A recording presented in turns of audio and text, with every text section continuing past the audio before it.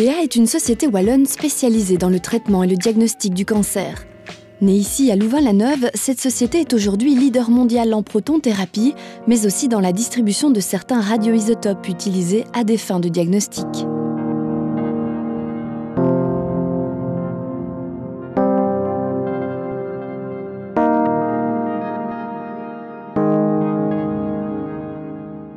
Ces radioisotopes ou traceurs introduits dans le corps des patients émettent des rayons gamma et après détection et traitement des résultats, fournissent des informations sur l'anatomie de la personne et sur le fonctionnement de certains organes spécifiques, permettant ainsi de détecter un cancer.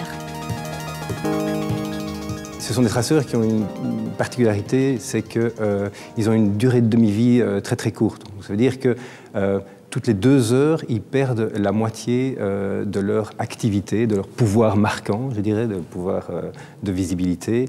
Et donc ça veut dire qu'on doit installer des centres de production très près de l'endroit où le produit va être utilisé. Impossible donc de produire des radioisotopes depuis la Belgique vers les 4 coins du monde. Cette contrainte technique a poussé IBA à orienter sa stratégie de développement vers l'international. Aujourd'hui, la société possède 57 centres de production répartis dans 35 pays. D'abord présents dans les régions du monde les plus peuplées et les plus industrialisées, IBA poursuit à présent son extension vers les pays émergents. C'est notamment avec le concours de la Société belge d'investissement international que tout cela est possible. Christophe Denis y travaille. Cette société de financement a pour objectif de soutenir le développement de sociétés belges à l'étranger. Aujourd'hui, Christophe Denis et Jean-Marc Botti travaillent sur un projet de grande ampleur, l'ouverture d'un nouveau centre de diagnostic à Kuala Lumpur, en Malaisie. On a eu des contacts avec la SBI depuis très longtemps, au milieu des années 90. On avait déjà eu l'occasion de se rencontrer sur des dossiers à l'exportation. À ce moment-là, la société était encore assez petite et on cherchait désespérément des moyens d'arriver à vendre notre premier centre de protonthérapie. Donc ça, c'était une grande expérience, première expérience. Et depuis lors, on a continué à travailler sur divers dossiers.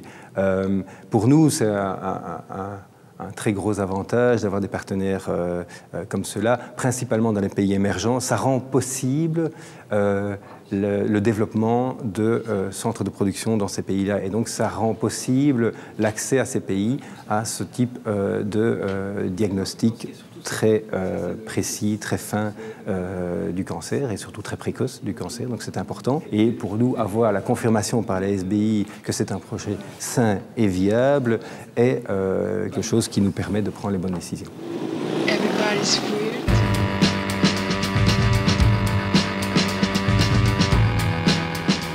Christophe Denis est avant tout un acteur de terrain. Il participe aux missions économiques dans le but de trouver de nouveaux clients potentiels, essentiellement des PME, désireuses d'investir à l'étranger.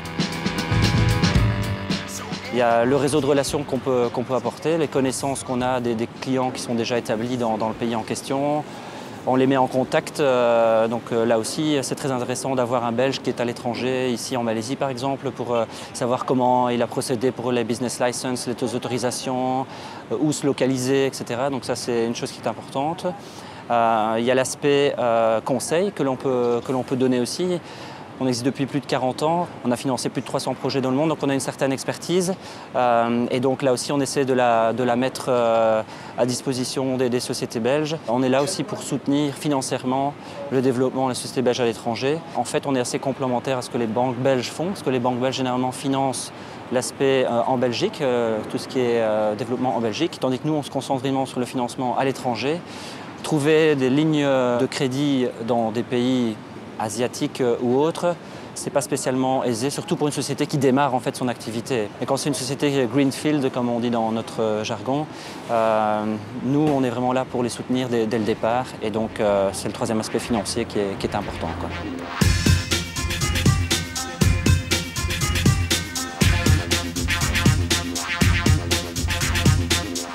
Nous sommes à Kuala Lumpur. Ici se déroule la mission ASEAN de l'AWEX, une mission marathon pour une vingtaine d'entreprises wallonnes intéressées par les marchés philippins, malaisiens ou singapouriens.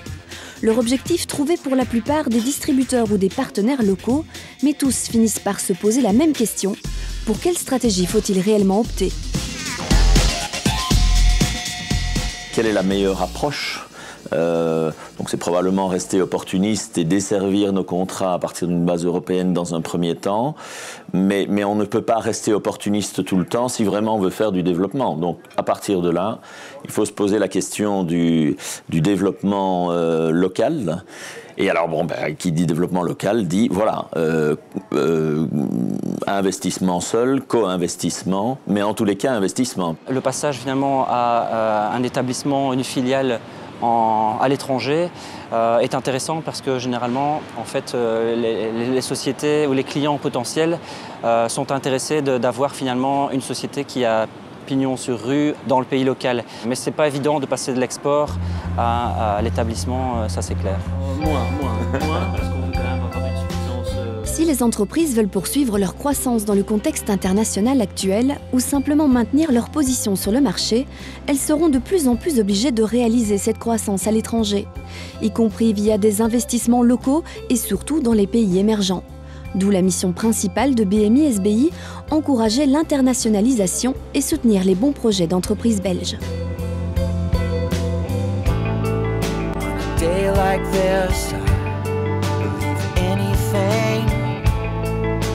Don't know where